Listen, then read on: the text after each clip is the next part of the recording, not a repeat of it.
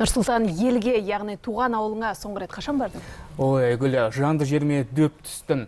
Алыстағы ағайынды көрмегелі 1 жылдан асып бараттыр. Нұреке, туған жерді түлетіп перзенттік парыз деген бар. Әр азамат ең болмаса жер қазып, тау отырғызу міндетті. Я, сел дұрыс айтасың, мәселен тәуелсіздігіміздің 25 жылдығына орай оңтүстіктен шыққан танымал тұлғалар туған өңіріне бар біраз шаруаны дөңгелетіп қайтты. Олардың арасында елімізге танымал көрнекті мемлекет және қоғам қайраткерлері, ақын жазушылар мен қазақ эстрадан өзіндік орны бар өнер майталмандары және кәсіпкерлер бар. Бірі қаржылай, енді бірі рухани тұрғыда демеу болмақшы.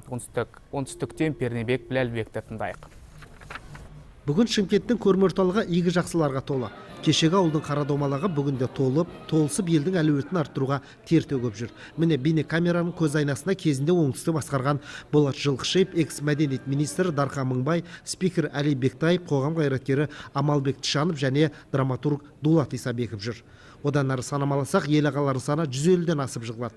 Олардың барлығы ел экономикасын ілгерілетуге атсалып жүрген жандар. Осының бәрі де тәуелсіздіктің арқасы. Қазіргі біздің жастардың, әсіресе қазақ жастарының соншалық талант екеніне мен бір емес осы ыңғайында көзім жетіп жүреді.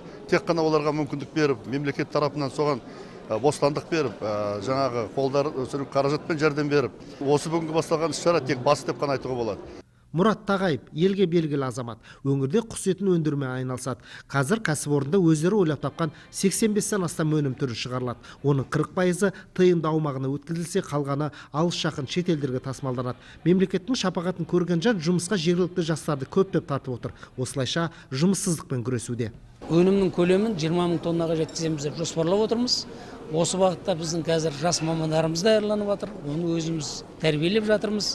Татулық пен тұрақтылықты ту өткен қазақ елі дамыған 30 елдің арасына енуді көздеп отыр. Бұл бағытта отандық кәсіпкерлердің еңбегі де орасан. Іскер азаматтар өз ісін өрге домалатқаны қоймай, туған жерді түлетуге белсеніп отыр. Солардың бірі Дінмұхамбет Ыдырысов. Оның айтуынша, егер аймақты дамыту жөнінде арнайы қор құрылатын болса, ол өзі бас болып 100 миллион теңге салуға дайын. Үлес қосамыз дейміз. Осы алдағы 2 жылда 40 миллиард теңгеге инвестиция салсақ деген ойымыз бар. Оңтүстіктің даму мүмкіндігі мол. Климаты, топырағы, халқы өз үйлесімін тауып отыр. Енді тек нағыз іскер азаматтар бейтарап қалмай, бірігіп аймақтың дамуына күш салуы қажет. Құлшыныс білдірген жандарға жобалар да дайын, тек жүзеге асыра білсе болғаны. Бұл ұсынысты туған елдің жанашыр перзенттері қолға алуға уағдаласты. Игі шара облыс өнерпаздарының концертіне жалғасты. Пернебек Біләлбек, Еркін Оразбаев, Оңтүстік Қазақстан облысынан.